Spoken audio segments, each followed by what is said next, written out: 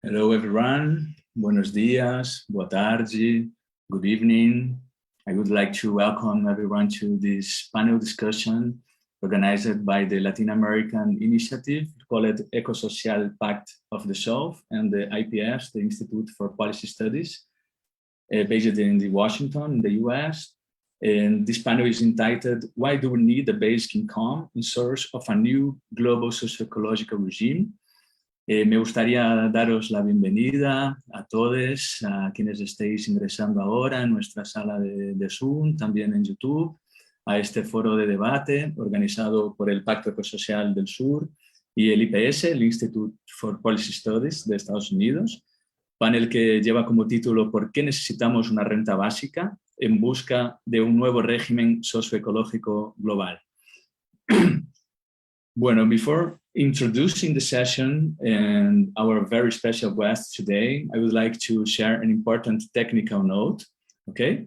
I would like to say that we have simultaneous translation from Spanish to English and also from English to Spanish, thanks to the collaboration of our excellent interpreter, Heather, that is here with us. Thanks, Heather. 3 of our 4 guests will be speaking today in Spanish. So for those of you who need English translation, please click here on the interpretation button below and select the English option, okay? Bueno, decía ahora recién en inglés que antes de presentar la sesión y dar, bueno, la bienvenida a nuestras invitadas de hoy, me gustaría recordar que tenemos traducción simultánea, ¿vale? Del español al inglés y también del inglés al español. Gracias a la colaboración de Heather, nuestra intérprete. Le agradezco otra vez, doblemente ahora en español. Heather, muchas gracias. Y 3 de nuestras 4 invitadas hablarán en español, en castellano, pero si necesitan traducción del inglés al inglés, del español al inglés, para la intervención de nuestra compañera de Estados Unidos, Erin Coltrera, que está acá con nosotros también, bueno, pues os pido que por favor hagan clic acá abajo en esta pestañita que pone interpretación, ¿vale? Y seleccionen la opción español, ¿vale? Miriam muy amablemente también ha puesto acá en el chat, tanto en español como en inglés, el recado para que podáis elegir vuestro idioma de preferencia, ¿vale? Bueno, if you have already selected our respective language and all those who need English translation are with the English option enabled, I'm going to make a very short introduction now in Spanish to our debate, okay? ¿Puedo arrancar, Heather, en español? Bueno, arrancamos. Aprovecho para presentarme. Soy Breno Bringel, profesor de la Universidad Estadual de Río de Janeiro, en Brasil, miembro del Pacto Ecosocial del Sur, y es un gusto enorme daros ahora sí la bienvenida a esta actividad de hoy, ¿no? Muchas gracias a todos por vuestra presencia, tanto a los que estáis acá con nosotros en Zoom como los que nos estáis siguiendo desde Facebook. Es siempre un placer, ¿no?, ver la diversidad de procedencias que reunimos en estos encuentros, por lo cual, bueno, si os apetece, os animaría a que podáis enviar un saludo por el chat, con vuestro nombre, vuestra organización, movimiento, institución, si es el caso, ¿no? Y el lugar de preferencia, si queréis también, para que podamos ubicarnos un poco y así, bueno, romper un poco el hielo de la virtualidad, ¿no? Siempre viene bien y os animo entonces que podáis ir saludando y presentándoos en el chat. Quisiera decir que esta es la tercera actividad pública consecutiva de una serie de debates organizado por el Pacto Ecosocial y el IPS en el marco de un proyecto más amplio sobre transiciones globales justas. Hicimos una primera actividad a principios de año sobre las transiciones ecosociales justas en América Latina. Enseguida tuvimos otra actividad sobre los impactos de los nuevos pactos verdes sobre América Latina, ¿no? Los vídeos están disponibles en los canales del IPS, del Pacto Ecosocial del Sur también. Seguro que Liliana, Miriam, alguien acá puede copiar también en el chat los enlaces para quienes no asistieron puedan tener la oportunidad bueno, pues de ver estas sesiones, los debates previos, ¿no? Hoy nos reunimos también con el apoyo de la Red Latinoamericana por la Renta Básica, para discutir en esta tercera actividad el rol de la renta básica, también, bueno, conocido con otros nombres, ¿no?, en diversos lugares, como Ingreso Universal Ciudadano, entre otros, pero discutir el rol de la renta básica en las transiciones ecosociales y en la construcción de un nuevo régimen socioecológico global. En los últimos años ha proliferado un montón de experiencias, de propuestas también alrededor de este tema en varias partes del mundo, tanto en el sur como en el norte global. Su carácter incondicional, universal, ¿no?, en un momento tan caótico, de profundo deterioro de las condiciones de vida, de intensa crisis ecosocial, hace que sea para muchas y muchos una salida interesante, una salida atractiva, ¿no? Hay una discusión muy amplia en marcha sobre ese tema hoy. Pero también hay muchas críticas, muchas controversias en diferentes puntos que tienen que ver, por ejemplo, con la financiación, pues un anclaje supuestamente más individual de estas políticas, o también controversias alrededor del papel del Estado, por ejemplo, ¿no? Desde el Pacto Ecosocial del Sur hemos contemplado la renta básica en nuestro documento fundacional de hace 2 años ahora aproximadamente, también en nuestras actividades y concepciones, pero no la entendemos como un fin en sí mismo, ¿no?, sino como una puerta de entrada, digamos así, o como un pilar complementario de otras medidas, como por ejemplo la transformación tributaria solidaria o la creación de sistemas de cuidado, que contribuyan a generar políticas y horizontes de transición ecosocial que nos ayuden a superar esta trágica espiral de pobreza, neoliberalismo, desarrollismo, ¿no? Es con este horizonte con el cual llegamos a este foro de debates, al cual quiero agradecer mucho a John Pfeffer, a Miriam Lang, a Liliana, a todas que estáis acá, ¿no?, permitiendo que esto sea posible también, para dialogar, conversar con 4 invitados que pueden aportarnos, me parece, perspectivas diferentes y en algunos puntos seguramente también complementarias sobre la renta básica en esta ruta de transición, ¿no? Paso entonces a presentar a nuestras invitadas de la conversación de hoy. Vamos a empezar con el economista Rubén Gobolo, que es miembro del Centro Interdisciplinario de Estudios de Políticas Públicas de Argentina, sin duda uno de los principales referentes en América Latina del debate sobre el tema. Rubén nos hablará de las implicaciones de la renta básica y de algo que para nosotros en el Pacto Ecosocial del Sur, en el IPS, también es absolutamente central, ¿no? El desafío de adaptar el sistema económico a los límites ecosistémicos, a los límites del planeta. Seguiremos luego con intervenciones de Erin Contreras desde Estados Unidos. Erin va a aterrizar un poco, digamos, el debate a experiencias concretas con la renta básica en Stockton, en Estados Unidos, ¿no? Erin Contreras, también te doy la bienvenida, Erin. Erin es investigadora del Centro sobre Renta Básica de la Universidad de Pensilvania.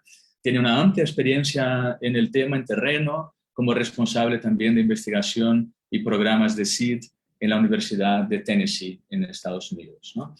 Y creo que los desafíos prácticos que nos traerá Erin pues abrirán la posibilidad para que nuestra siguiente invitada, la académica militante feminista Aylin Torres, pues pueda mover un poco los debates hacia los retos que la renta básica supone también en el sur global, ¿no? Aylin es una compañera cubana, ahora en Ecuador, investigadora de la Fundación Rosa Luxemburgo. Seguro que nos traerá una mirada muy rica y crítica también sobre las controversias, ¿no?, y las posibilidades vinculadas a la renta básica en el sur global. Y por fin cerraremos con la reflexión de Amaya Pérez Orozco, ¿no? Para quienes no la conozcan, Amaya es una activista intelectual o intelectual activista, economista feminista española, integrante de una interesantísima iniciativa que es la colectiva, ¿no?, XXK de pensamiento y acción, y también, por qué no decirlo, ¿no?, me parece una referente importante para nosotros en el Pacto Ecosocial y en muchos otros espacios de trabajo también. Entonces, agradecerte, darte también la bienvenida a Aylin, a Maya. Cerraremos con esta mirada desde la economía feminista, de los cuidados, cuestionándonos por qué, ¿no?, y cómo la renta básica debe marcarse dentro de una transformación más amplia lo cual es uno de los objetivos de nuestra discusión de hoy, ¿no? Entonces, bueno, decir una vez más que estamos encantadas de recibirles y que empezamos entonces con la siguiente dinámica, intervenciones cortas de cada una de nuestras invitadas, y luego tendremos también, obviamente, un tiempo para el debate, para la discusión, para la puesta en común de inquietudes. ¿Sí? Muchas gracias, Rubén Lobolo, y te doy la palabra para una primera intervención. Muchísimas gracias por la invitación a participar en este encuentro. Voy a tratar de ir rápido porque el tiempo es poco y el tema es realmente muy rico. Y como bien lo señalaba Breno, da lugar para muchas controversias. Entonces, lo primero que voy a tratar de entender es qué significa la transición de los viejos estados de bienestar o estados sociales a un estado ecosocial. ¿Dónde están las diferencias y dónde pueden estar las cosas comunes? Para luego ver en qué medida la renta básica o renta universal o ingreso ciudadano, como me gusta más llamarlo a mí, tiene un papel en esta transición. Los estados de bienestar básicamente eran sistemas de protección social que estaban localizados. De hecho, se habla de muchos modelos diferentes según los países y que atendían básicamente o atienden básicamente a los riesgos sociales que están vinculados con la cuestión social, que es básicamente la cuestión que se deviene del trabajo mercantil, los riesgos y daños vinculados al trabajo mercantil, y lo que hacía era identificar riesgos que eran bastante fáciles de identificar, vejez, incapacidad, cargas familiares y demás, y ofrecer una compensación a cambio generalmente monetaria, y también obviamente construir todos los elementos a través de sistemas mucho más universalizados como sistema de educación y salud para la formación de esa fuerza de trabajo. Bueno, la cuestión ambiental está introduciendo otro tipo de riesgo. Primero, es un riesgo global, no es un riesgo localizado. En segundo lugar, en muchos casos estos riesgos no son prevenibles, justamente porque estamos hablando de daños imprevisibles, en muchos casos irreparables y en general muy difícil de ser individualizados. O al menos es muy difícil dimensionar el daño sobre quién va a caer y de qué modo va a caer. Entonces, tenemos como dos lógicas, en principio, que son diferentes para la cobertura. Y de hecho uno podría pensar que todo lo que tiene que ver con la protección social de un estado ecosocial debería ubicarse dentro del grupo de políticas que habitualmente se llaman de adaptación a la crisis climática. ¿Cómo adaptamos la protección social a las nuevas condiciones que impone la crisis climática? Creo que por allí debería ir parte de la reflexión de la pregunta que nos está convocando hoy. Y ahí hago una segunda diferencia que creo que es uno de los grandes problemas y las grandes contradicciones. El viejo estado de bienestar o estado social se asentaba sobre el supuesto del crecimiento económico sostenido. El crecimiento económico generaba empleo, el crecimiento económico generaba recursos fiscales, entonces se estructuraron los sistemas de protección social sobre la base de que la gente iba a tener empleo, iba a ser capaz de aportar a lo largo de toda su vida y el Estado iba a poder generar recursos fiscales para poder atender la cobertura de esas contingencias. Bueno, justamente estamos en un gran problema porque el Estado ecosocial nos está diciendo, cuidado muchachos, que no podemos seguir creciendo y que muy difícilmente podamos seguir generando empleo en las condiciones que veníamos generando hasta aquí, por lo cual uno puede decir que las bases de sustentación del tradicional estado social y del tradicional o estado de bienestar, como lo quieran llamar, están seriamente cuestionadas frente a la crisis climática. Lo cual es lo mismo que decir que las tradicionales instituciones de protección social hoy ven erosionarse sus bases de sustentación. Esta es la primera reflexión. ¿Y a dónde nos lleva este tipo de reflexión? Nos lleva a pensar que tenemos que cambiar la lógica de pensar las instituciones de protección social sobre una lógica que desde la crítica del ambientalismo ya es muy clara. O sea, tenemos que dejar de pensar un Estado capaz de reparar daños a un Estado que tenga que ser capaz de prevenir daños. Un Estado que no esté tan preocupado por el dinamismo del crecimiento económico y la eventual distribución que puede venir a partir de ahí, sino que tiene que pensar en la distribución en sí misma, incluso hasta de manera independiente del crecimiento económico. Si yo me paro en estas dos cuestiones, empiezo a pensar desde este lugar. Digo, bueno, ¿es posible en un futuro estado ecosocial seguir dinamizando la satisfacción de las necesidades humanas a partir del ejercicio ilimitado de las preferencias en los mercados, como viene siendo hasta ahora? ¿Podemos seguir pensando al nuevo estado ecosocial a partir de las estructuras que generan los mercados laborales cada vez más desiguales y probablemente cada vez más incapaces de darle cobertura laboral a la mayor parte de la población? Si yo lo miro desde este punto de vista, entonces me parece que el planteo que corresponde a un estado ecosocial en relación con la protección social es buscar un mecanismo de prevención que sea lo más universal posible. Dejar de pensar que en el estado futuro se va a poder, por ejemplo, pagar una previsión social, una jubilación, una pensión, en relación con el ingreso que se generó durante la vida, sino preguntarse cómo hago para garantizarle a todo el mundo un ingreso básico como prioridad. En ese sentido es que estoy planteando pasar de lo compensatorio a lo preventivo.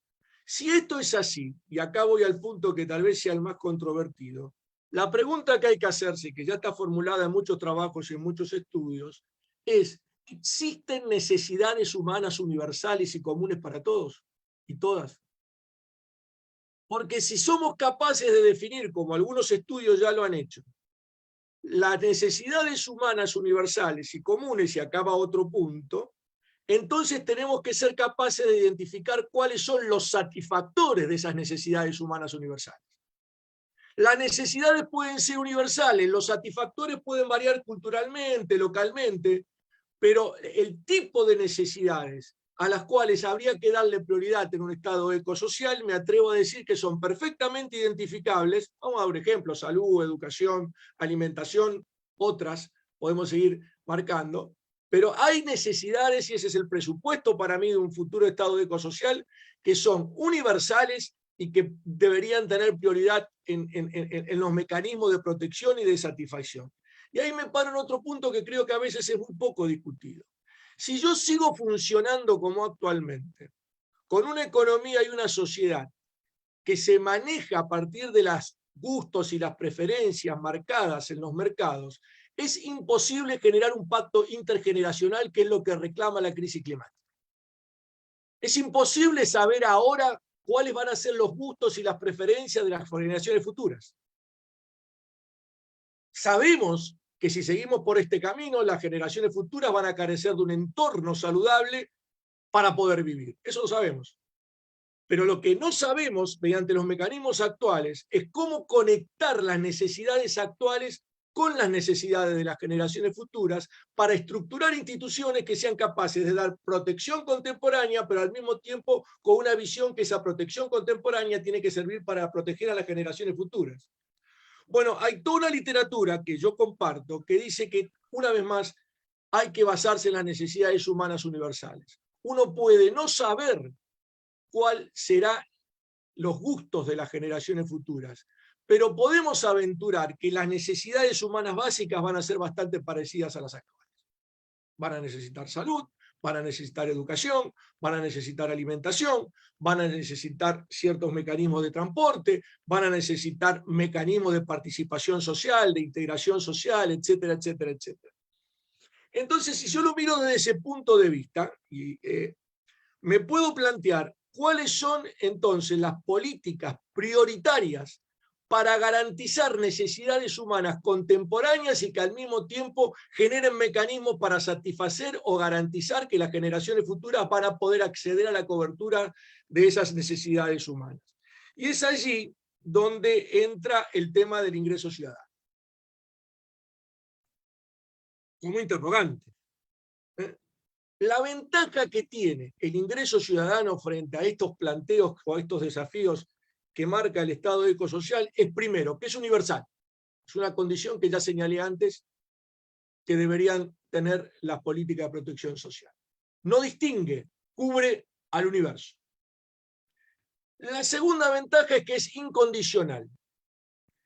La incondicionalidad garantiza la prioridad de la satisfacción de las necesidades con ese ingreso básico. Pero además lo que hace es garantizar que nadie que lo necesite quede afuera. Y este es un punto importante porque hoy en día lo que intentan las políticas actuales es tratar de seleccionar para que nadie que no lo necesita reciba una asistencia. El viejo truco de la focalización. Estar todo el tiempo tratando de evaluar si las personas tienen recursos, si las personas no tienen recursos, si tienen empleo, tienen riqueza, etc., para que nadie que tenga recursos propios reciba una asistencia. El ingreso ciudadano da vuelta a la página y dice es al revés. Lo que tenemos que garantizar es que nadie que lo necesite se quede sin el beneficio. Pero eso significa que se lo voy a dar a los ricos. Bueno, ese no es un problema. Y ahí viene la segunda postura que muchas veces, o el segundo elemento de la propuesta del ingreso ciudadano que muchas veces no se resalta. Eso se tiene que resolver por la vía tributaria. O sea, un Estado ecosocial tiene que revertir la lógica actual, donde en general, y sobre todo en América Latina, se financia el Estado con impuestos regresivos y universales, el IVA, el impuesto al consumo, impuestos a los, etcétera, etcétera, etcétera, y se hace política social focalizada.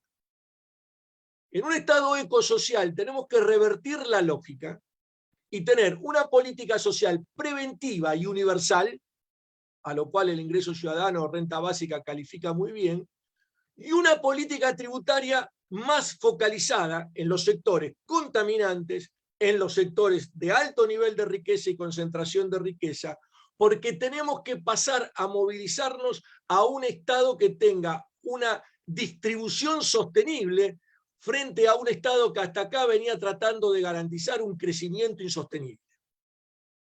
Dentro de esta lógica es donde yo veo que el ingreso ciudadano califica mejor. ¿Cuál es el problema?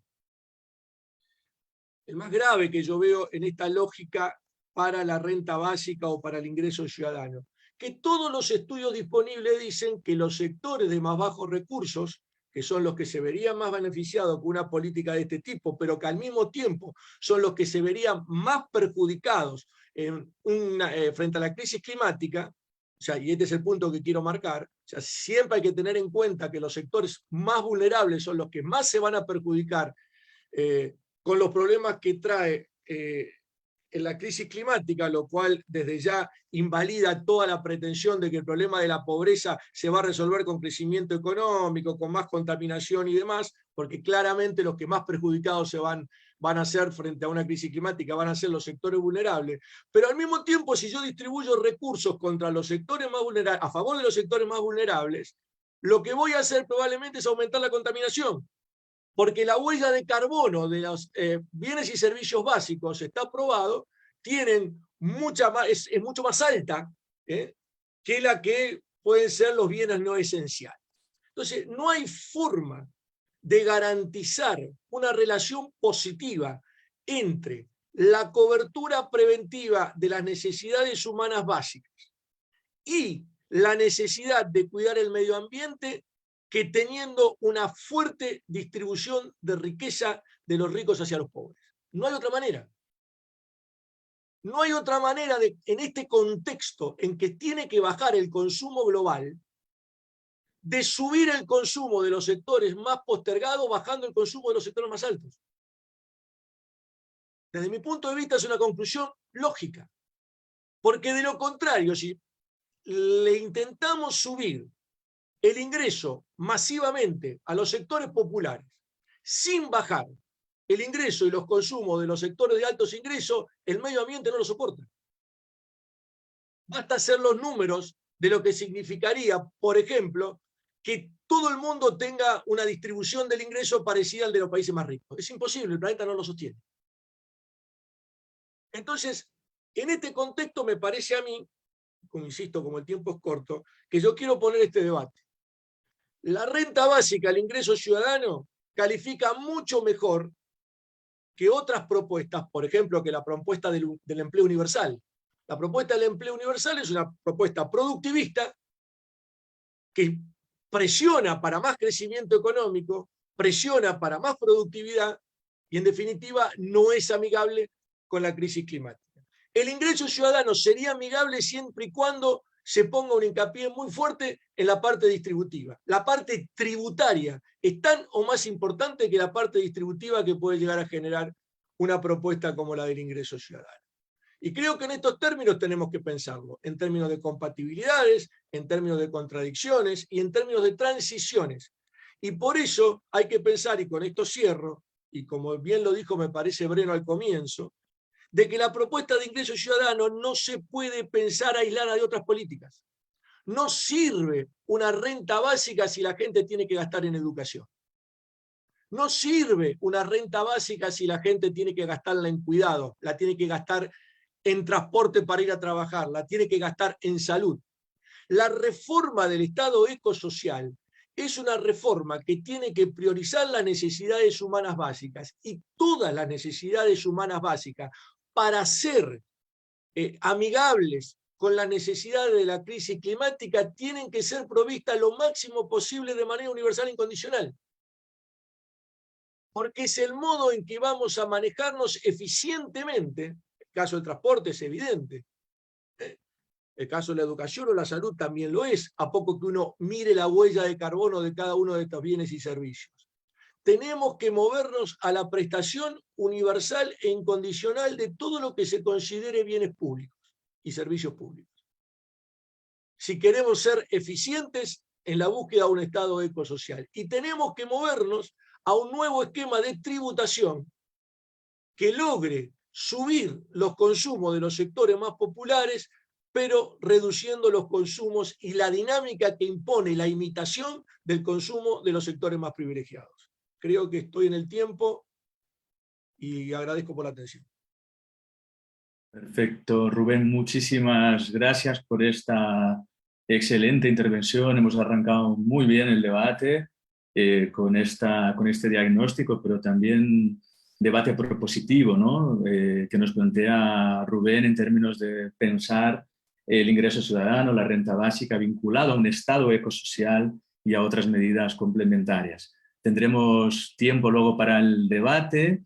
Quisiera aprovechar para saludar a todos quienes se han incorporado un poquito después y a quienes nos habéis saludado desde diferentes lugares de América Latina, de Argentina, Colombia, Bolivia, Chile, Ecuador, pero también desde Estados Unidos, Sudáfrica, sé que hay alguna gente en Europa también. Así que bienvenidas, bienvenidos. Vamos ahora a viajar también en México. Vamos a viajar desde Argentina a Estados Unidos con la segunda intervención con Erin Coltrera, que nos va a aterrizar algunos dilemas y controversias y propuestas más concretas, ¿no?, del ingreso ciudadano, de la renta básica en Estados Unidos, y en una experiencia concreta en la que viene trabajando bastante. Para quienes llegasteis después, Erin va a hablar en inglés, así que podéis activar la opción de interpretación acá abajo y clicar en escuchar en español, y Heather lo traducirá del inglés al español. Welcome, bienvenida Erin, la palabra es tuya. Thank you so much. It is a pleasure to be here. I'm going to share a brief presentation to talk through the Stockton Economic Empowerment Demonstration's first year findings. So these are findings from the first year of an experiment in the United States in Stockton, California, that have implications for understanding how cash allows people to make better choices because they're able to exercise their agency overall.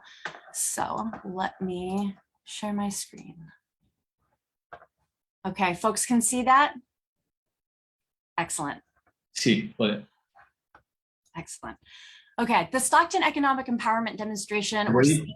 Perdón, un segundo. Sorry, Erin. Can you speak slowly, please, for the translation? Yes, absolutely. Okay, thank you.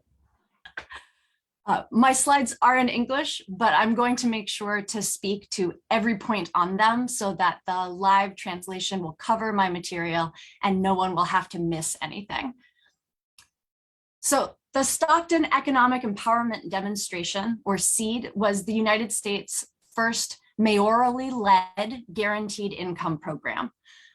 Selection criteria for the program, you needed to be 18 years of age or older, and you needed to be a Stockton resident living in a neighborhood with an area median income of at Stockton's area median income, which at the time was around $46,000.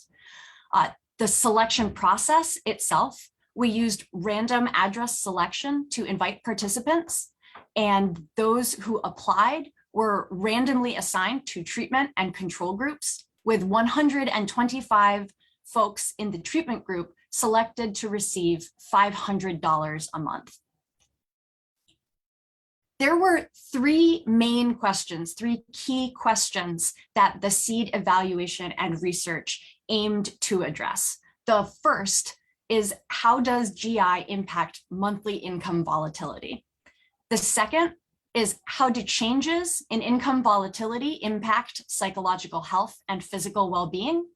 And the third is, how does GI generate agency over one's future? So I want to take you through those three questions and how we've started to answer them. Let's take the first question. How does GI impact monthly income volatility? You can see from the statistics that the answer is pretty meaningfully. 1 year into the program, the treatment group demonstrated significantly less month-over-month income volatility when compared to those in the control group. Nearly 1.5 times more income volatility was experienced by control group members. Less volatility, of course, means more predictability. People are able to plan their lives with more certainty. And that's incredibly important when people are making financial decisions about their health, their well-being, and their everyday life. The decreased volatility led to something else that we found to be important. There is an oft-cited statistic that nearly half of United States citizens would be unable or would choose not to pay for a $400 emergency expense with cash or a cash equivalent. The idea, right, is that they have to borrow money or sell something or use debt. Debt has long-lasting consequences, impact on your credit score or interest payments, which means that for a large number of United States citizens, a $400 emergency costs more than $400.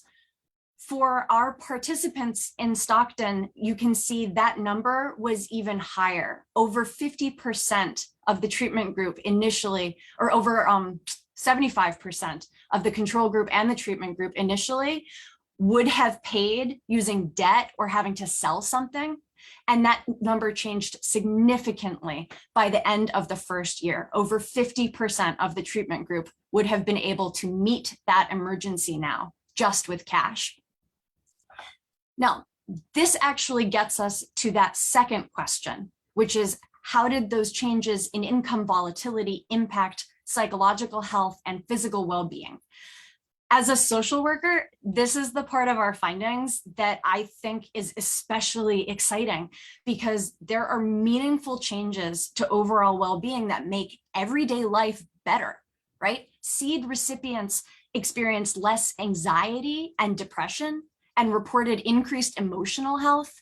They experienced more energy instead of fatigue and reported experiencing less physical pain. To take a closer look at the statistics behind those findings, the Kessler-10 is a widely used psychological instrument that measures distress based on questions around anxiety and depression. The scores range from 10 to 50. The higher the score, the more severe the distress. Scores less than 20 indicate a person is likely to be psychologically well. As you can see on this graph of our participants' Kessler scores, our findings suggest that the treatment group experienced clinically and statistically significant improvements to their mental health. And remember, all they're getting is $500 a month. There's no required engagement in programming. There's no psychological treatment. This is literally about giving people money, period. And we're seeing these types of changes. As you can see in the quote on the screen, one participant reported, "I had panic attacks and anxiety. I was at the point where I had to take a pill for it, and I haven't even touched them in a while. I used to carry them with me all the time."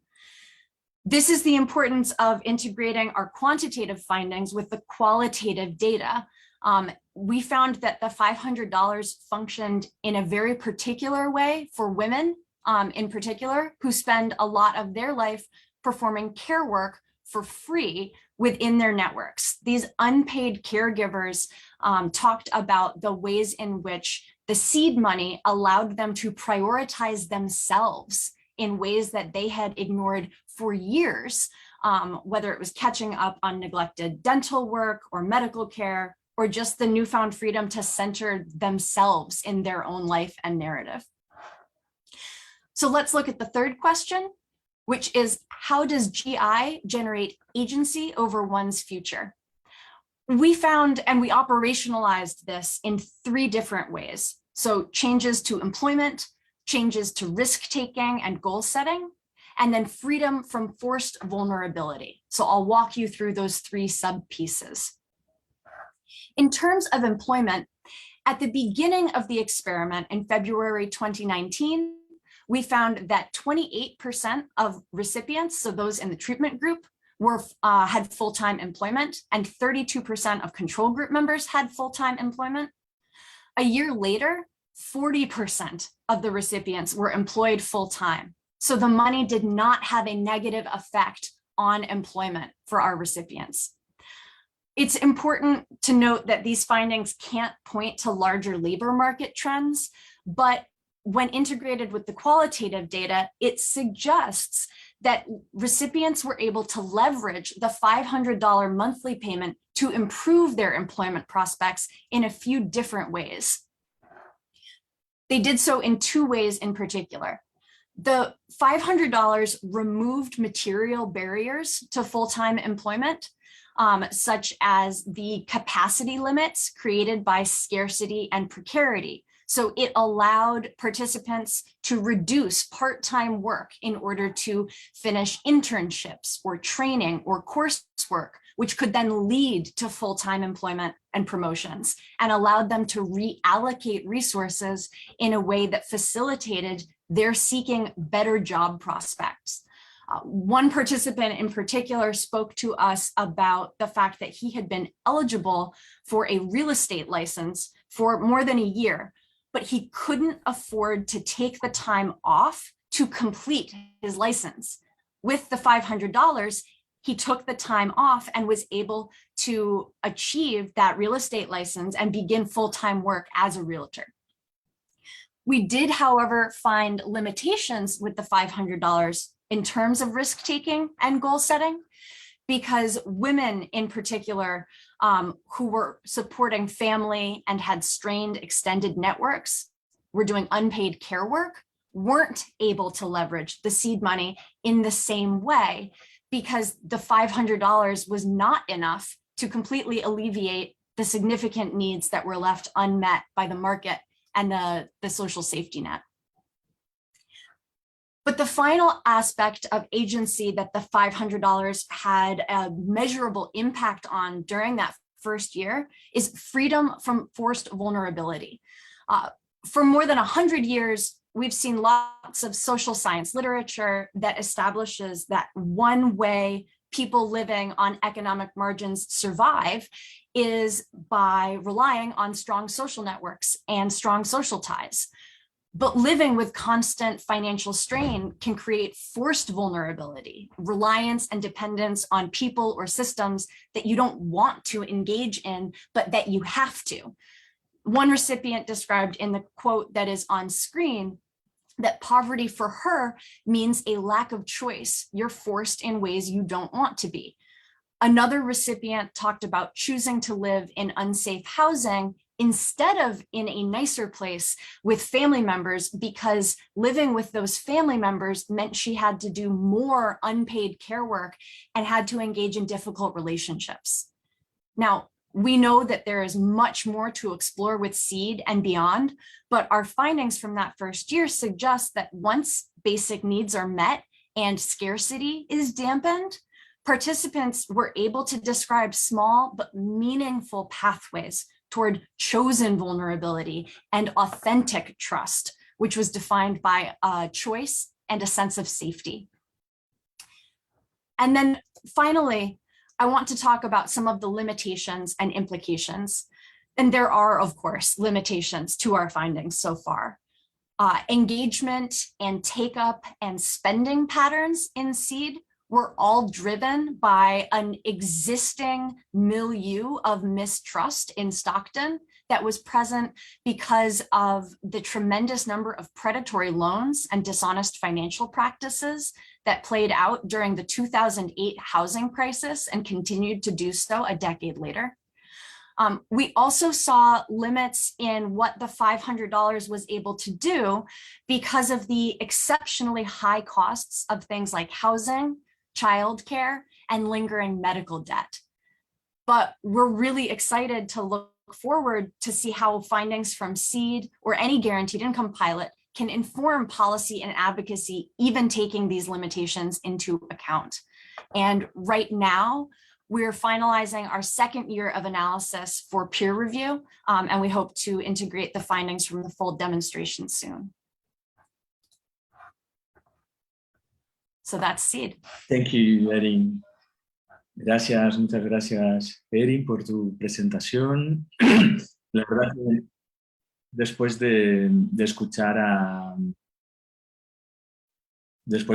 a Rubén, ¿no? Ver una investigación sobre el terreno con su mirada, ¿no? Concreta, apuntando a limitaciones y a implicaciones específicas, ¿no? de la renta básica, me parece bien interesante porque por un lado apunta a elementos que tienen que ver con el empleo, bienestar, salud, que son fundamentales, pero también trae otra vez a tona lo que señalaba Rubén en el sentido de las limitaciones, ¿no? de la propia política si no va acompañada de una perspectiva más amplia. Y con eso vamos a la siguiente intervención de nuestra colega y compañera Ailín Torres. Nos movemos ahora a Ecuador, otra vez ahora una intervención en castellano, intentando reflexionar desde una perspectiva del sur global, ¿no? Y sobre estas controversias, posibilidades y limitaciones de la renta básica. Bienvenida, Ailín. Muchísimas gracias, Breno. Un placer compartir con ustedes, con todas, con todos. Voy a, según el encargo de quienes organizaron el panel y lo moderan, mi presentación va a ir sobre todo un poco a referir algunas de las críticas y respuestas a las críticas en relación con la renta básica. De hecho, estaba viendo en el chat hace un momento como muy rápidamente se empiezan a activar las preguntas, ¿no? Críticas, dudas, que han sido muy reiteradas y que es necesario continuar trabajando, algunas relacionadas, por ejemplo, con la pregunta sobre si el hecho de que una renta básica sea condicional no puede, incondicional, no puede generar asistencialismo, alguien preguntaba eso en el chat, o bien sobre asuntos relacionados con la financiación de la renta básica. Ciertamente, estas son preguntas que orbitan todo el tiempo en torno a la discusión sobre la renta básica. En todo caso, yo creo que las críticas a la renta básica y los contraargumentos que pueden formularse a esas críticas o las preguntas abiertas que todavía quedan, permiten pensar alternativas de viabilidad y no solo de utopía respecto a la renta básica. Entonces voy a concentrar mi presentación un poco en ese canal.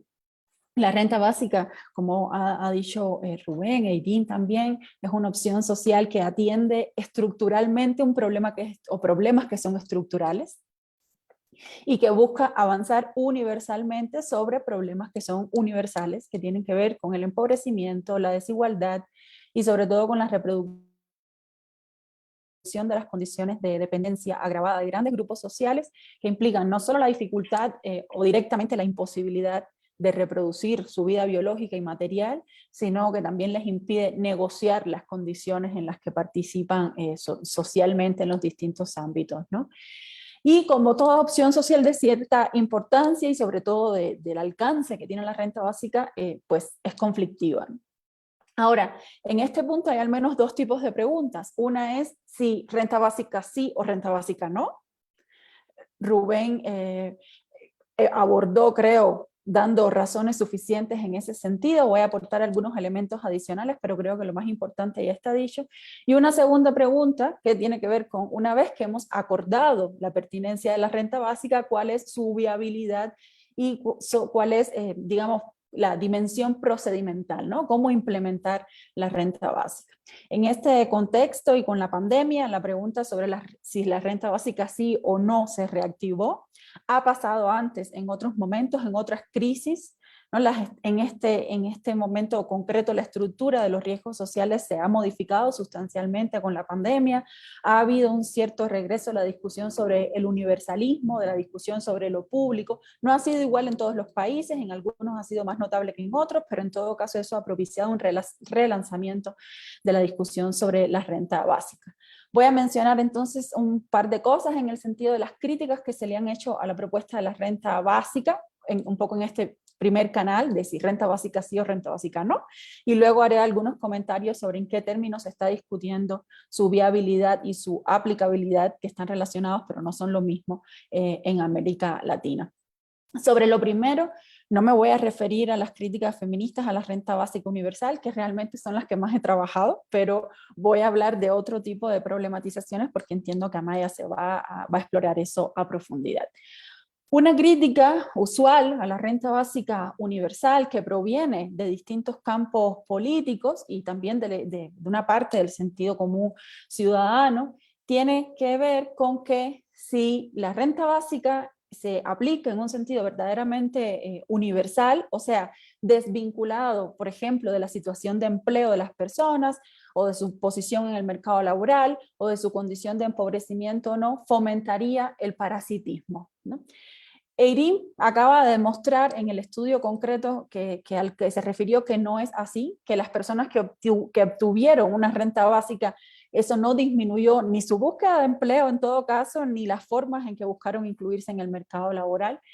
En todo caso, esta crítica específica que la renta básica estimularía el parasitismo acostumbra a ir acompañada, sea implícita o explícitamente, de una confusión que ha sido muy analizada por los feminismos, por cierto, que tiene que ver con las lógicas de reproducción del capitalismo, ¿no? Me refiero a la tesis que equipara trabajo con trabajo monetariamente remunerado y que defiende que no estar percibiendo remuneración monetaria por una actividad significa que no se está haciendo nada, ¿no?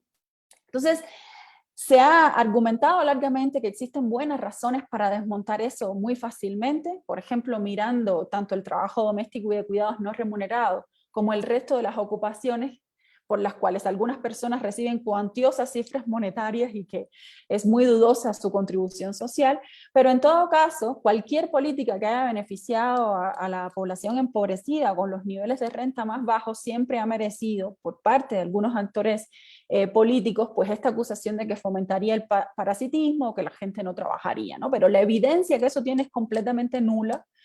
En nuestro mundo, quien no disponga de tierras, como ha dicho Raventós y otras personas, quien no disponga de tierras o de capital o de herencias, no puede elegir dejar de trabajar remuneradamente para otro o no, y de hecho más bien es lo contrario, ¿no? Quienes tienen lo anterior son quienes muchas veces viven sin trabajar en el sentido de la función social que eso tiene. Un segundo asunto tiene que ver con la lógica de que hay recursos monetarios reducidos y que la renta básica, si es universal, en realidad no permitirían una buena lucha contra la pobreza, ¿no? Sino que son mejores los subsidios condicionados dirigidos a las personas pobres.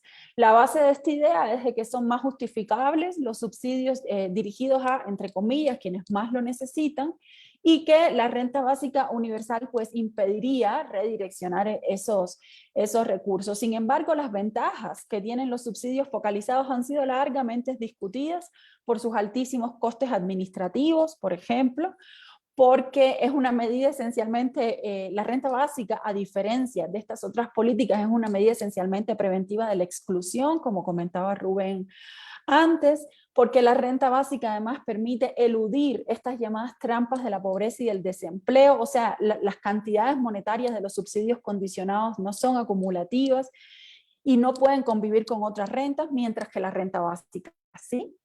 Por otra parte, la incondicionalidad de la renta básica trae consigo también la promesa de erradicar o de mitigar, de hecho, diversas prácticas asistenciales fundadas en el clientelismo y en los muy diversos y muy nocivos conocidos efectos del clientelismo, o sea, la fomentación de la burocracia parasitaria, tanto formal como informal, el robustecimiento de relaciones de dependencia y así, ¿no?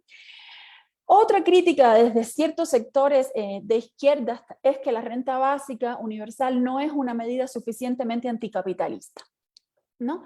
Y que por eso no hay que atenderla porque más bien desviaría la discusión de otros focos más importantes.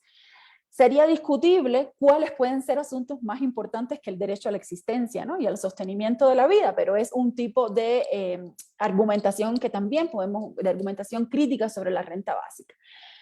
En mi opinión, eso ignora las irradiaciones que tiene o que podría tener, y en efecto tiene, la renta básica universal sobre el mundo del trabajo en general y del empleo en específico, sobre la redistribución, sobre el fortalecimiento de los sindicatos, sobre el poder de negociación individual que aumenta en las personas que tienen un sustento básico asegurado, lo que eso implica para la transformación de la política fiscal, como mencionó Rubén antes, y sobre todo desestima la importancia de la subsistencia, ¿no? O sea, la propuesta de la renta básica no es una panacea para la curación de todos los males sociales ni civilizatorios, pero sí es una política que por su naturaleza universal e incondicional es capaz de contribuir a garantizar la existencia material de una gran mayoría desposeída para que estas personas puedan, del modo que sea o de modos diversos, cuestionar el status quo del orden de las cosas, ¿no? De esa forma, la renta básica disputa uno de los núcleos más importantes del capitalismo, de hecho, la relación capital-trabajo,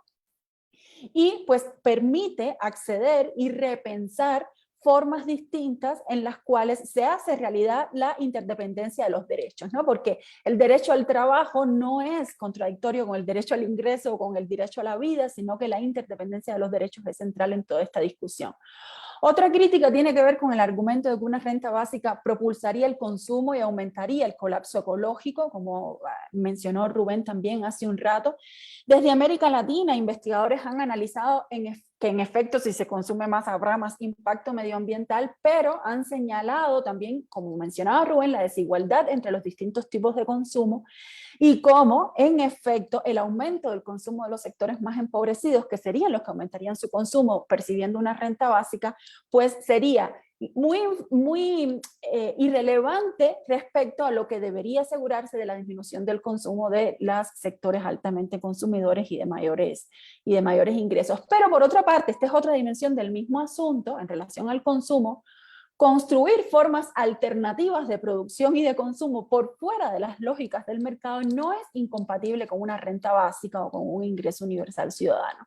De hecho, percibir una renta básica podría contribuir directamente a fortalecer la participación de las personas en redes comunitarias y en formas alternativas de gestionar la vida.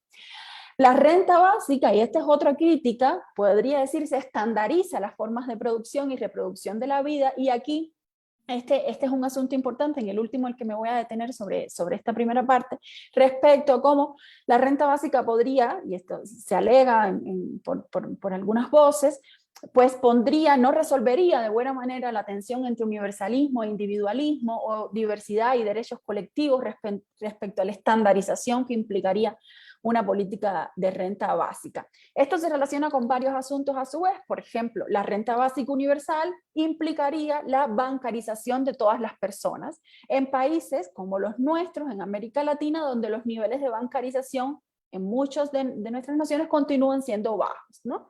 La misma red latinoamericana de renta básica ha propiciado conversaciones políticas sobre qué implicaría la renta básica universal, por otra parte, para los pueblos, nacionalidades y comunidades indígenas, en esas conversaciones han participado voces de compañeros de Colombia, Ecuador, Chile y otros países, y esto es súper importante porque es una de las preguntas abiertas, pues una de las conclusiones a las que se ha llegado pensando en los proyectos de ley específicos sobre ingreso mínimo ciudadano en este momento es que no consideran lo suficiente o desconsideran del todo las diversidades culturales, políticas y económicas y que no tienen compromisos directos donde los hay con los estados plurinacionales, ¿no?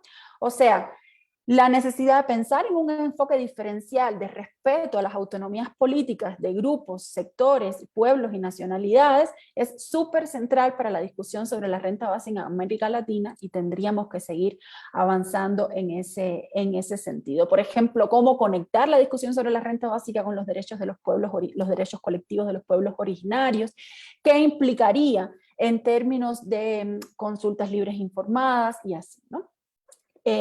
Prometí que no me iba a detener en las críticas feministas y no lo voy a hacer, más bien en el minuto y medio que supongo que me queda o algo Sí. así. Y te pido que, que aunque quede un minuto y medio, no corras tanto para ayudar a nuestra intérprete, por favor. Allí. Sí, Termina tranquila. Sí, perdón.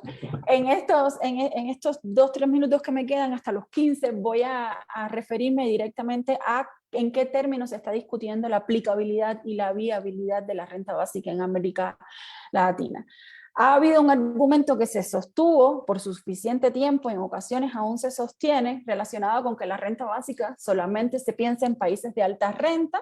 Sin embargo, en los últimos años la discusión ha sido cada vez, en los últimos años y décadas, la discusión ha sido cada vez mayor en otras regiones del mundo, y bueno, en este caso en América Latina, y vinculado con eso pues ha estado el debate sobre cómo financiarla, ¿no? La crítica estrella, la renta básica es muy costosa, la renta básica es imposible de financiar y por tanto no podemos avanzar en regiones como América Latina en este tipo de discusión, ¿no?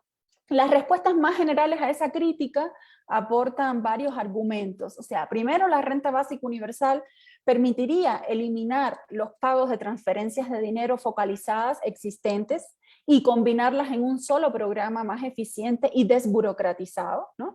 La eliminación de gran parte de esta complejidad y costo podría permitir un pago de ingreso básico más alto, que el que las personas reciben actualmente en muchos de nuestros países a través de varios programas de apoyo a los ingresos.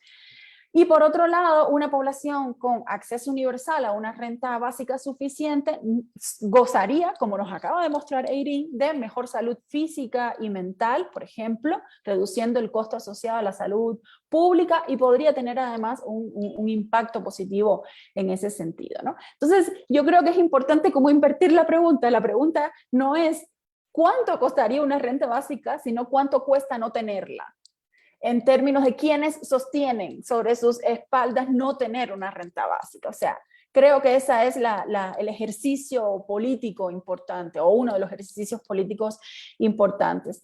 Un centro de las discusiones sobre la aplicabilidad de la renta básica o del ingreso mínimo ciudadano, del ingreso mínimo vital, como se llama en América Latina, ha sido si debe ser progresivo o no, si debe ser temporal o permanente, si debemos mantener su carácter individual o debe ser familiar, o cómo evitar los costes burocráticos excesivos, ¿no? Por ejemplo, en Uruguay se han formulado propuestas concretas que tienen que ver con cómo la implementación de una renta básica universal se complementaría con un cambio redistributivo que debería ir en 3 líneas a la vez. Por un lado, una reprogresivización del impuesto a la renta. Por otro lado, una reimplantación de un impuesto al patrimonio personal que existía y ya no existe. Y por otro lado, a través de una reimplantación de un impuesto progresivo a las herencias.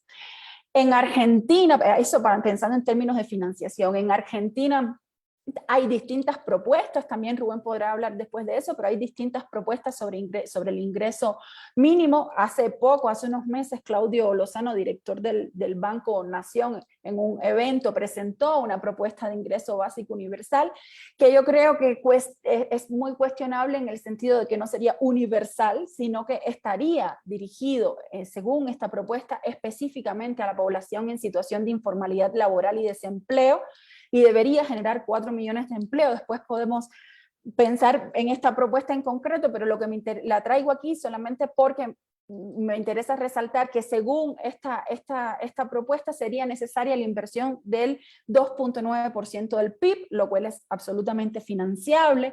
En México los debates han ido en dos sentidos, pensando, bueno, la pensión universal de adultos mayores que comentó Rubén, pero también pensando en renta básica específica para niños y niñas, y la financiación vía la reducción de la evasión por una parte, y además una reforma fiscal progresiva. En Centroamérica igualmente se han hecho simulaciones de qué implicaría el costeo de una renta básica en términos tributarios, pensando en la deuda externa y la deuda interna y cómo avanzar en modelos de financiación. También se pueden consultar, la red de renta básica latinoamericana ha sido muy prolija al respecto.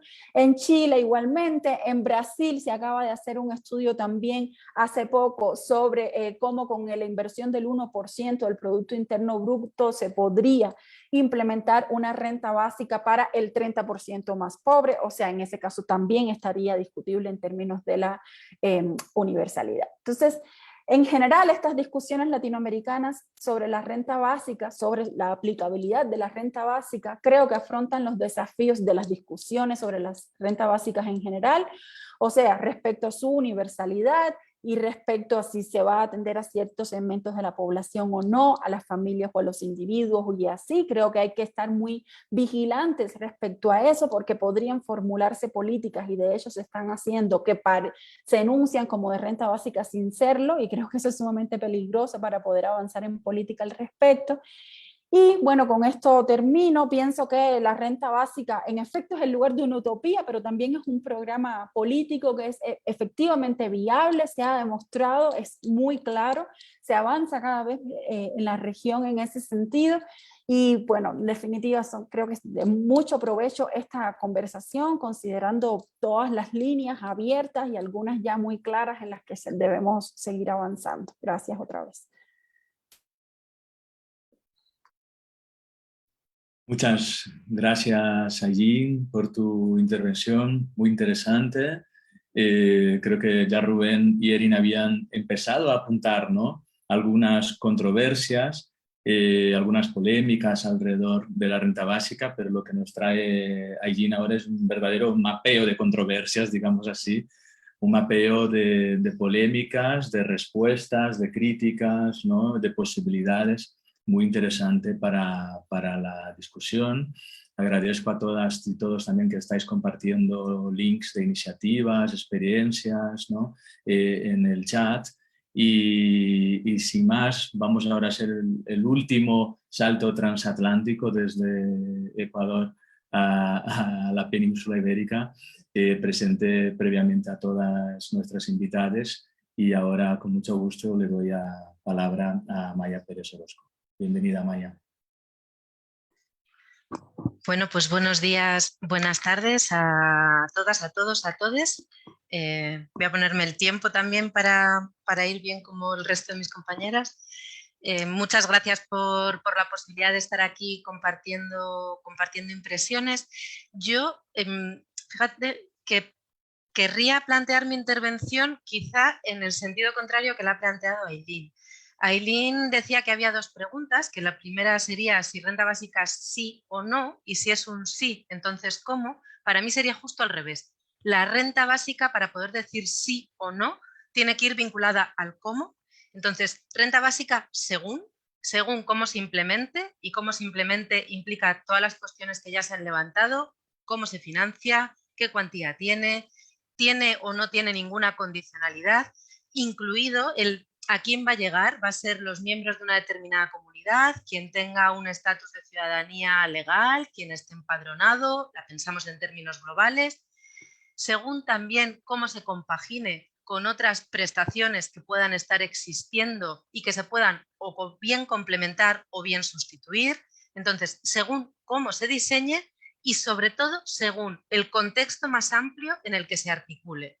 El contexto más amplio tanto del resto de medidas para ese proceso de transformación socioeconómica, socioecológica profunda que queremos poner en marcha, y según también cuál sea el contexto en el que estamos incidiendo. Entre otras cosas, hasta qué punto ha permeado y ha profundizado este capitalismo heteropatriarcal colonialista, o sobreviven formas económicas que escapan de alguna manera un poco a ese monstruo que se instala en términos globales, ¿no? Entonces, según cómo se diseñe y según en qué contexto y con qué otras medidas se articule, yo diría que puede jugar un papel relevante, pero siempre situado, es decir, en un momento y en un territorio concretos, es decir, no como una utopía, para mí en ningún caso, sino de una manera absolutamente situada y nunca protagónico, yo diría. Entonces, el protagonismo creo que tiene que ir de la mano de otras medidas y sobre todo del paquete. Y si no, el riesgo es que la renta básica se convierta en una falsa nueva solución, y creo que elocuente de ello es quienes están apostando ahora mismo por la renta básica, además de hacerlo desde perspectivas que podríamos llamar emancipatorias. Entonces está habiendo compañeros muy sospechosos de la renta básica, que creo que también es algo que nos debería alertar, ¿no?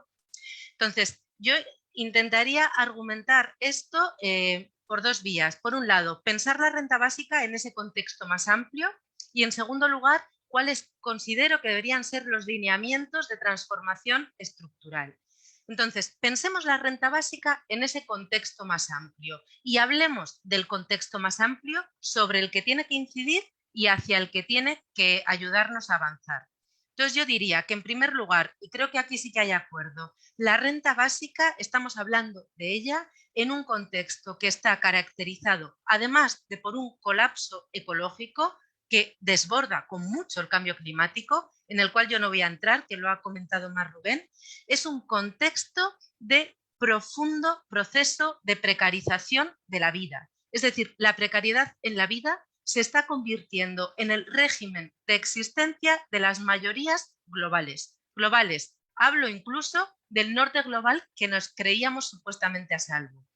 El asunto es que esta precariedad en la vida es al mismo tiempo un régimen de existencia compartido, pero nos atraviesa de maneras profundamente desiguales. Entonces, para mí, una pregunta esencial es: ¿una medida homogénea en un contexto de precariedad, sí, pero también de desigualdad radical, cómo puede afectar? Es decir, ¿qué otros mecanismos para atacar los privilegios y atacar esos procesos de profundización de la desigualdad vamos a poner en marcha? Porque la renta básica no lo es en sí misma. Y en segundo lugar, este contexto se caracteriza porque ese proceso de precarización de la vida viene vinculado a un proceso de profunda mercantilización de la vida. Entonces, ¿qué otras medidas o qué otros mecanismos podemos poner en marcha para desmercantilizar la vida, para que nuestra calidad de vida dependa menos de nuestra capacidad de consumo individual en los mercados? Y aquí no ataca la renta básica. Entonces, ¿qué otras medidas hacia una desmercantilización fuerte e inmediata podemos poner en marcha? Eso en lo relativo a cómo leemos el contexto.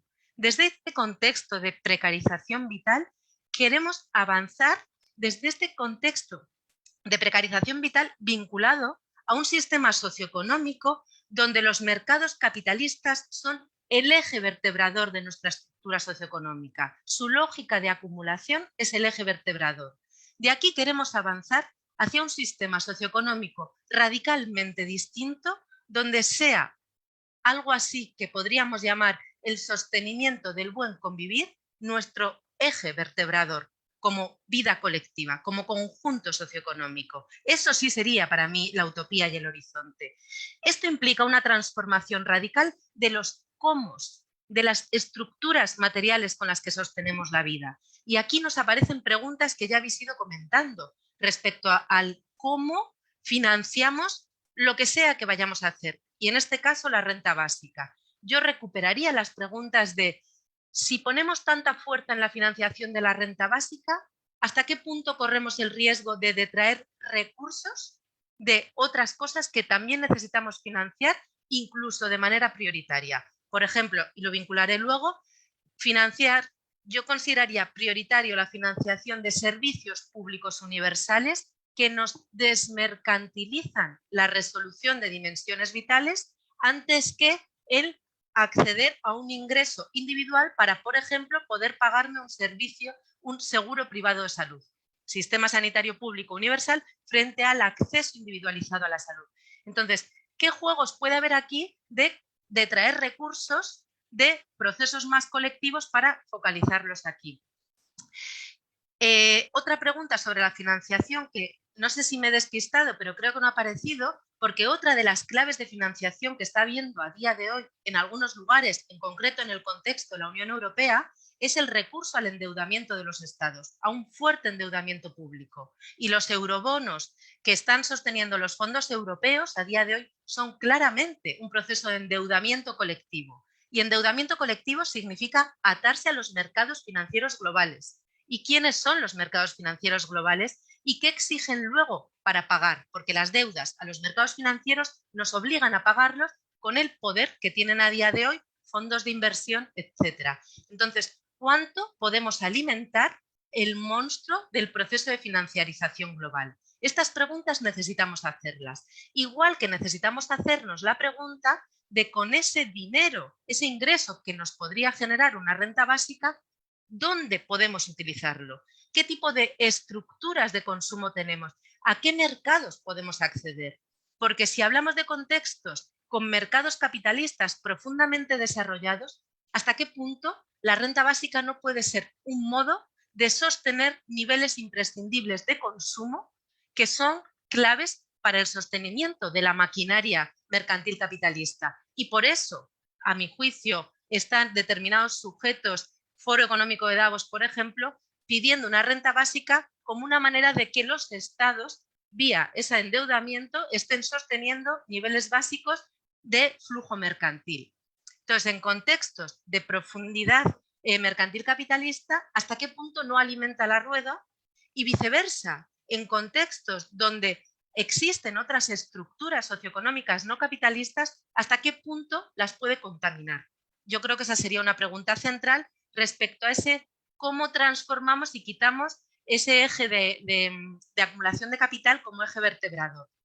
Pero pensando en el horizonte también, es que en el horizonte no solo tenemos que cambiar los modos de sostener la vida, sino también tenemos que cambiar nuestra forma de entender la vida que queremos vivir. Es decir, nuestra forma de entender el bienestar, porque nuestros modos de vida a día de hoy están basados en el acaparamiento, claramente. En el acaparamiento de mercado, es decir, el acaparamiento de consumo mercantil, y el riesgo de que la renta básica pudiera profundizar este proceso de acaparamiento creo que es algo que sí que hay que abordar, pero también en el acaparamiento de tiempo de vida ajeno, principalmente de tiempo de vida que no dedicamos a hacer los trabajos que el sistema no valora.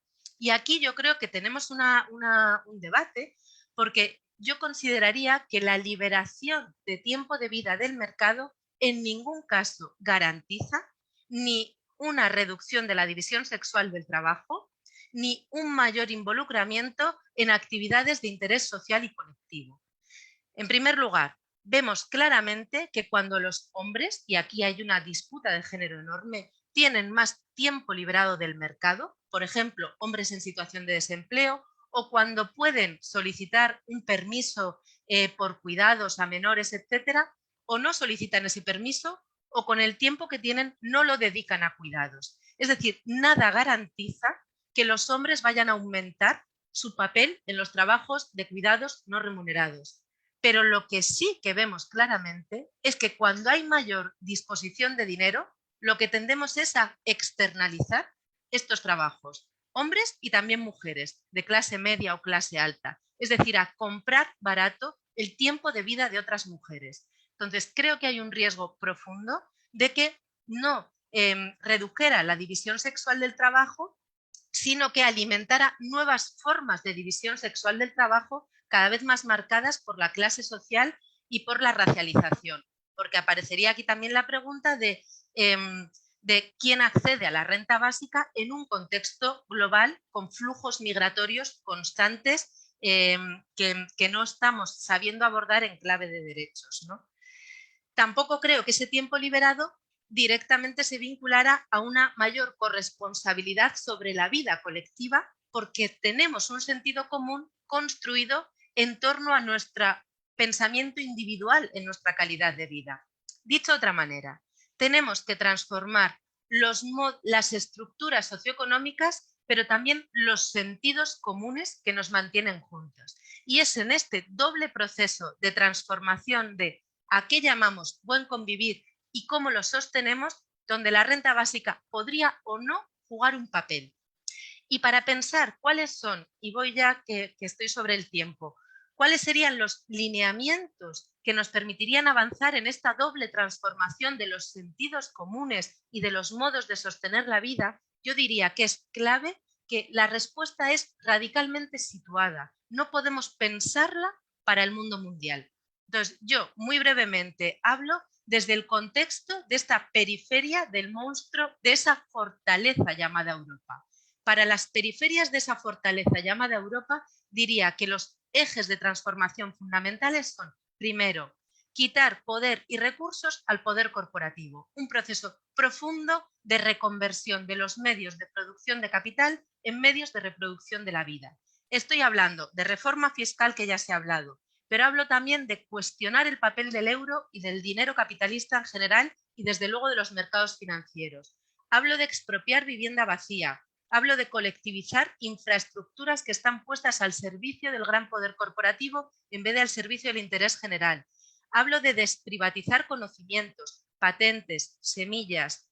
Hablo de quitarle tiempo de vida al capital con una reducción radical de la jornada laboral sin pérdida de salario. Hablo de bancos públicos, de monopolios público-comunitarios de los Big Data, que son otra gran fuente de enriquecimiento y acaparamiento para los mercados. Entonces, quitar poder y recursos al capital para ponerlos a circular en otras estructuras socioeconómicas que permitan precisamente hacer emerger lo que a día de hoy es la base invisibilizada, los trabajos invisibilizados que sostienen la vida. Entonces, quitar poder y recursos al capital para construir estructuras socioeconómicas de lo común. Y yo aquí hablaría de lo público comunitario, no de lo público, sino de lo público comunitario. Creo que ahí hay un gran terreno de disputa. Hablaría de la economía social solidaria transformadora.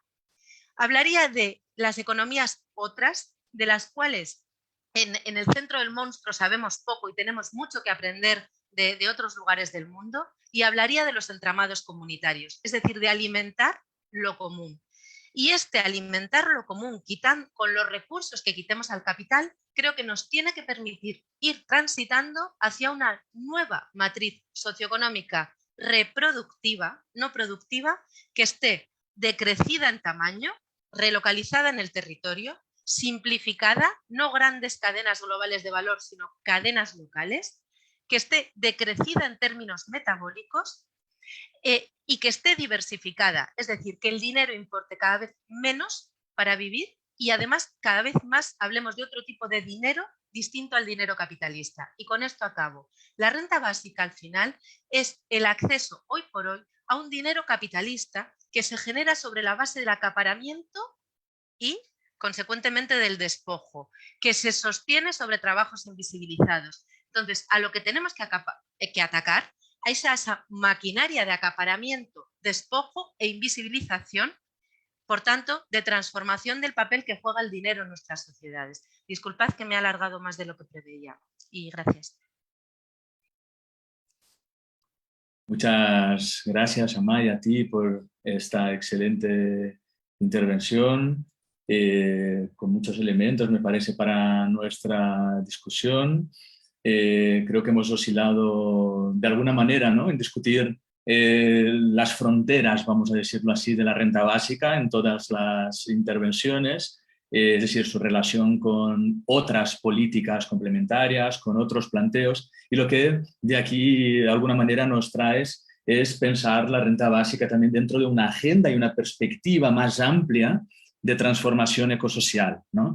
Y creo que eso es muy, muy relevante.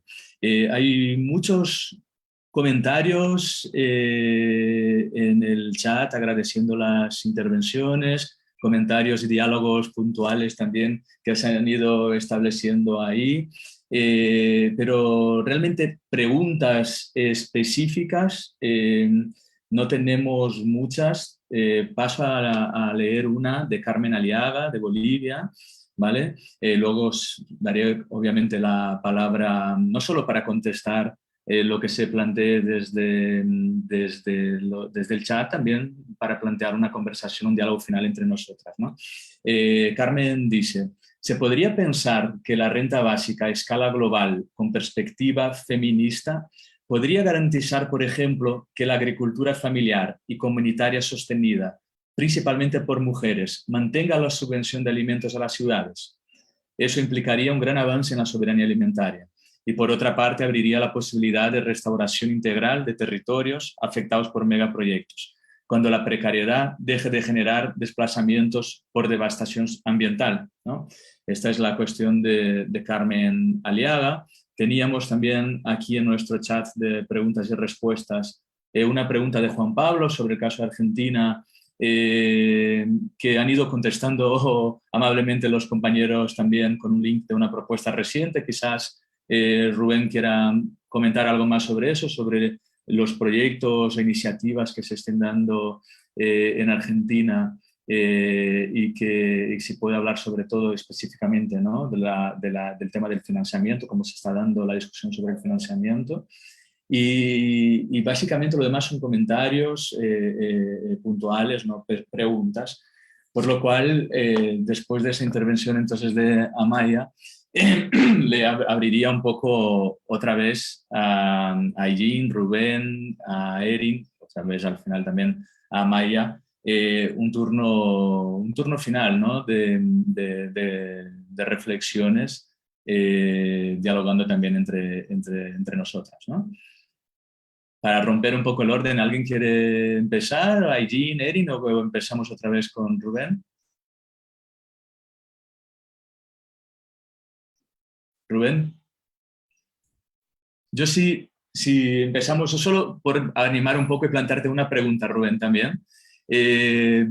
Muy rápida. Me parece muy interesante, Rubén, tu planteo o sea, de pensar realmente en términos de un Estado ecosocial, ¿no? De qué sería un Estado ecosocial, pero también de pensar los desplazamientos, digamos así, de la lógica y de las prioridades de lo que podría ser este Estado ecosocial comparado con experiencias históricas diferentes, sobre todo el estado del bienestar, ¿no? Pero la cuestión, tras escuchar a Amaya un poco que me rondaba, es, al final, ¿puede el Estado ser ecosocial? Quiero decir, en el sentido, ¿no?, de cómo pensamos, además del Estado, contra y más allá del Estado, estas lógicas de transición.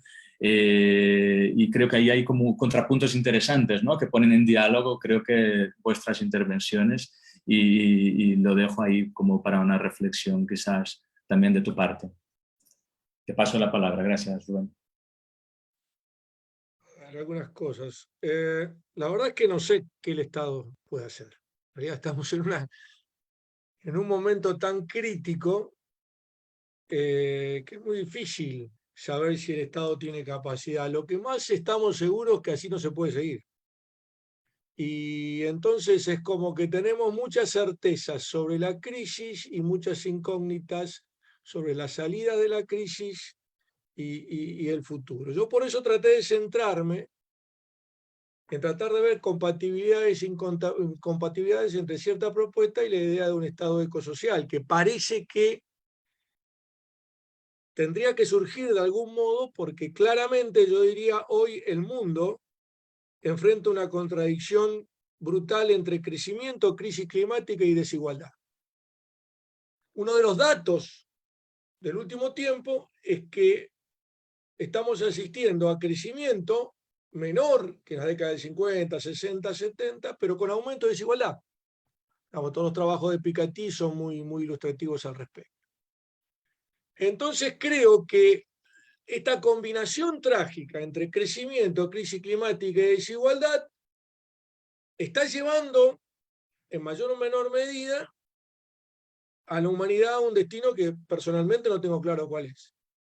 Y justamente lo que trato de pensar dentro del campo de posibilidades es de una manera lógica cómo tratar de encaminar o reordenar esta combinación trágica. Primera cuestión. La segunda cuestión, que tiene que ver con algunas preguntas, es que al ser la crisis ambiental un problema global, en relación con el Estado tenemos un problema, no tenemos un Estado global. Entonces tenemos una crisis de alcance global, pero sin instituciones capaces de manejarla a nivel global. Y de hecho, lo único que se ha podido hacer ahora en relación, por ejemplo, con las políticas de mitigación, que necesariamente tienen que ser globales, a diferencia de algunas políticas de adaptación que pueden ser locales y que difieren según el estado de desarrollo, las instituciones que existan y demás, es que lo único que podemos hacer es los pactos, acuerdos, que si no se cumplen no sabemos cuáles son las sanciones y así estamos. Vivimos de pacto en pacto entre las distintas naciones y de incumplimiento en incumplimiento. Entonces, en relación con tu pregunta, es la lógica de la crisis climática, y esto puede sonar muy fuerte, pero la lógica me lleva justamente a crear más superestados, a crear estructuras políticas capaces de gobernar la crisis global. Esto es la conclusión lógica, no lo estoy proponiendo. Simplemente estoy diciendo que, lógicamente, si el riesgo social es global, si la crisis es global, necesitamos instituciones de gobernanza global. Y este es un tema que lo dejo explicando. Y por supuesto, si esto fuera posible, sería fantástico, y hay algunos escritos, en algunos he participado, proponer un ingreso ciudadano o una renta básica global.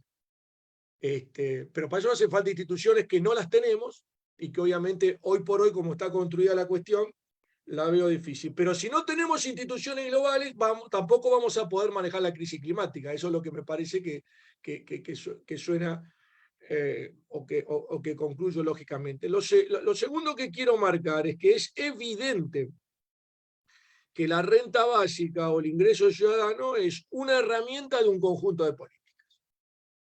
O sea, acá se señalaron algunas. O sea, justamente creo que el problema de la mayor parte de las propuestas, y ahora contesto desde mi punto de vista, no hay ninguna propuesta hoy en Argentina, y no conozco prácticamente, en términos fácticos además, que responda a los principios de ingreso ciudadano. Hay cosas que llaman renta básica, ingreso ciudadano, pero que son otra cosa. Y entre otras cuestiones, lo que no quieren afrontar es la estructura de construcción de derechos y de instituciones sobre la base del empleo mercantil. Entonces vinculan la renta ciudadana o el ingreso ciudadano con empleo, todo el tiempo. Y acá hay una contradicción que tenemos que empezar a discutir, porque si no, ¿por dónde avanzamos? O sea, yo, por ejemplo, no veo una renta básica sin una reducción de los tiempos de empleo, sin una nueva distribución de los tiempos de empleo disponibles en el mercado. O sea, hay que bajar los tiempos de empleo en el mercado, además que para liberar el tiempo de empleo doméstico, es para poder darle empleo a la mayor parte de la gente en un contexto de presión por todos lados del lado de la oferta. Ahora bien, si yo hago esto y digo no le bajo, pero que sin bajar los salarios, hay economías, sobre todo las latinoamericanas, que no pueden funcionar porque no son competitivas en este contexto. Entonces tengo necesariamente que garantizar una red de seguridad de los ingresos por afuera del puesto de empleo, más allá de lo que uno piensa en la renta básica. Si yo quiero que el mercado de empleo se ajuste a las nuevas necesidades del cambio climático, que implica reducción del crecimiento económico, de aumento de la productividad, el aumento de la productividad permanente también implica una reducción del tiempo de empleo mercantil. Si yo quiero hacer esto sin bajar el bienestar de la gente, personalmente no veo otra forma que garantizar una renta básica por fuera del mercado de empleo. Y en este sentido, y con esto voy cerrando, lo mismo creo que son bienvenidas, todas las cosas son discutibles. Atar la renta básica a un fondo de no pago de la deuda, pero está bien, puede ser, podemos discutir las formas de financiamiento. Pero son formas de financiamiento además de corto plazo. La renta básica, si va a ser una política permanente, necesita ser discutida en términos de una fuente de financiamiento o fuentes de financiamiento, me gusta más, o sea, varias fuentes de financiamiento, pero que sean permanentes. Y ahí cierro con esto. Hay las propuestas de Alaska y demás, por ejemplo, hubo mucha literatura escribiendo financiemos la renta básica sobre un impuesto al petróleo, a los combustibles y demás. Evidentemente, en un contexto de crisis climática, esto no puede ser. Bueno, simplemente para cerrar, creo que estamos en una discusión rica que tiene que ser abierta, muy contradictoria, tiene que ser realista, pero que hoy por hoy no se está dando adecuadamente en América Latina. De hecho, los dos, digamos, frentes que hoy están debatiendo políticamente en América Latina, una versión del neodesarrollismo, llámenlo como quieren, populista, no sé qué. La derecha con su propuesta, las dos coinciden en algo, quieren seguir creciendo. Están discutiendo cómo hacerlo. Las dos son extractivistas. O sea, en términos de lo que estamos discutiendo acá, hoy en América Latina no existe una propuesta política con posibilidades de acceder al poder político que tome estas cuestiones como parte de su base programática. Y yo creo que en esos términos es que tenemos que alimentar la discusión y introduciendo temas que hoy en día no están en el debate. Gracias. Muchísimas gracias, Rubén. Muy estimulantes reflexiones y muy importante en concreto también esta reflexión final, ¿no? Bueno, infelizmente Erin ha tenido que irse ya por límites de tiempo y otros compromisos. Vamos manteniendo ahí un rico debate en el chat. Agradezco a todas y todos. Pero tenemos que ir cerrando también nuestro diálogo, que obviamente no significa ni mucho menos cerrar la discusión, sino seguir abriendo puntos importantes para el debate teórico-político. Y le quería dar, bueno, pues 4 o 5 minutos a Aijin y a Maya para una intervención final. ¿Sí? Aijin, por favor. Muchas gracias otra vez, Breno, y muy estimulante el resto de las presentaciones y sobre todo el conjunto, ¿no? Como tú dices, no siempre complementarias. Solo quería hacer una acotación específica sobre cómo se está configurando el campo de las disputas. Amaya insistía en la necesidad de tener este debate situadamente, ¿no? Y pensarlo para cada uno de los contextos. Y en el caso latinoamericano quería como traer la reflexión de en qué términos se está produciendo el debate sobre la renta básica universal dentro de los feminismos en particular. En efecto, hay una línea de argumentación que defiende, quizás un poco cercana a lo que estaba comentando Amaya sobre que la renta básica universal no necesariamente tiene por qué intervenir en el mandato de género, según el cual las mujeres somos las principales responsables del sostenimiento de los hogares, de las comunidades y de la vida, porque más bien la renta básica en sí misma no tendría una potencialidad género transformativa, ¿no? Algo así, en esos términos, sino que más bien no alteraría la división sexual del trabajo o bien desincentivaría, ¿no?, el interés de las mujeres por el trabajo remunerado o las retornaría, entre comillas, a la privacidad de los hogares. Y en ese escenario las trabajadoras de clases populares, generadoras de bajos ingresos, serían las más desfavorecidas, por supuesto, porque tenderían además se tendería a perpetuar esos vínculos de dominación que no necesariamente provienen del campo de la reproducción material, aunque también, ¿no? Sin embargo, otros análisis, también desde los feminismos, defienden muy profundamente el creciente interés de la renta básica universal, justamente porque le otorgan capacidad de afectar sustancialmente las desventajas que representa para las mujeres el ser las principales sostenedoras de los hogares.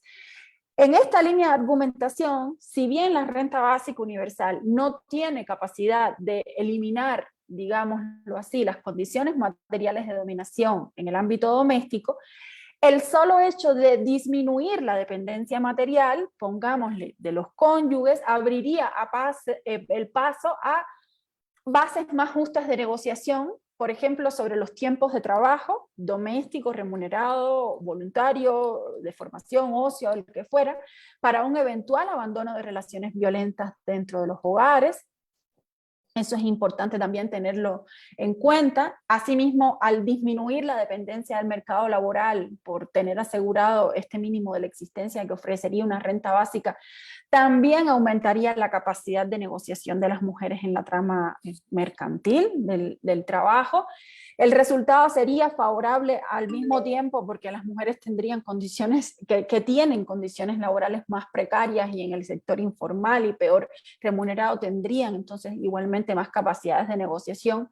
E incluso este canal de externalización que mencionaba Maya, este posible canal de más externalización del trabajo doméstico vía su mercantilización, también vía a través de la renta básica, tendría que considerar que las trabajadoras del hogar también tendrían una renta básica, por lo cual también aumentarían sus capacidades de negociación sobre sus mismas condiciones de trabajo.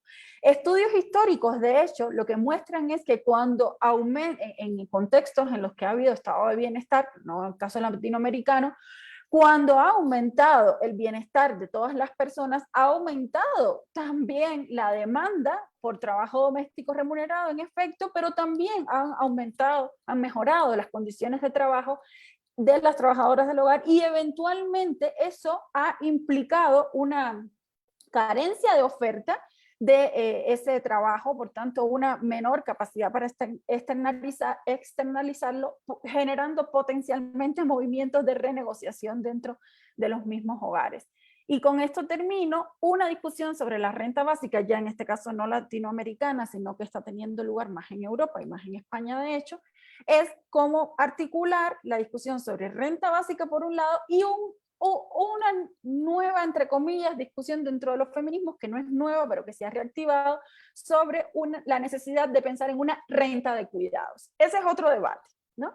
Pero la discusión entre renta básica y renta de cuidados, al final, implica preguntas muy similares sobre por qué monetizar un tipo de trabajo que lo que necesitamos es desmercantilizarlo y desmonetizarlo. O sea, en efecto, hay preguntas muy abiertas, pero lo que quiero recalcar son como distintas entradas dentro de los mismos feminismos, o al menos dentro de los feminismos latinoamericanos, donde hay un importante apoyo en un sector hacia la renta básica que, por ejemplo, apuesta por la necesidad de pensar en la interdependencia de los derechos y de conectar la discusión, y en esto sí creo que tenemos un consenso radical, conectar la discusión sobre la renta básica con la discusión sobre sistemas integrales de cuidados, que cada vez está más presente en América Latina, sobre la necesidad de pensar en servicios públicos reales y ampliados, y al menos yo no he visto, o sea, parte de la discusión más interesante sobre renta básica en América Latina y sobre sus vías de financiación, que vengan del sector, llamémosle así, de los progresismos, las izquierdas, caminos emancipatorios, implicarían transformar la política fiscal, transformar la política tributaria y no desfinanciar sectores públicos. En efecto, he visto ese tipo de argumentación, pero creo que no son el grueso de los que están defendiendo la renta básica, al menos en la región. Eso. Muchas gracias, Ailín. Y como ya vamos un poco justas de tiempo, te paso directamente la palabra, Maya, para una reflexión final. Sí, para mí lo relevante, por eso digo que el debate no sería tanto renta básica sí o no, sino en qué paquete, como que estabas comentando, Ailín, o sea, dentro de todo esto que podamos, de todos esos otros elementos que necesitamos plantearnos, teniendo bien claro cuál es el contexto sobre el que queremos incidir y debatiendo más quizá el lugar hacia el que queremos caminar y viendo ahí cuál va a ser el conjunto de medidas que no solo de política pública, sino en un sentido más amplio de lo político que nos pueden encaminar, ¿no? Yo brevemente, por alguna cuestión, comentaba Carmen el tema de la agricultura familiar. Yo volvería a decir lo de que creo que es muy importante que las miradas que demos sean situadas.